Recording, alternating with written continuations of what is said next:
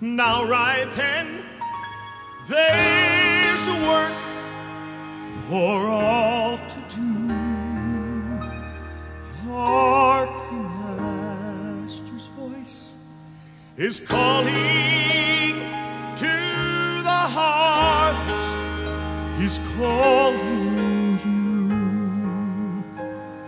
And does the place you're called to labor seem so small and little known? It is great if God is in it, and He'll not forsake His own.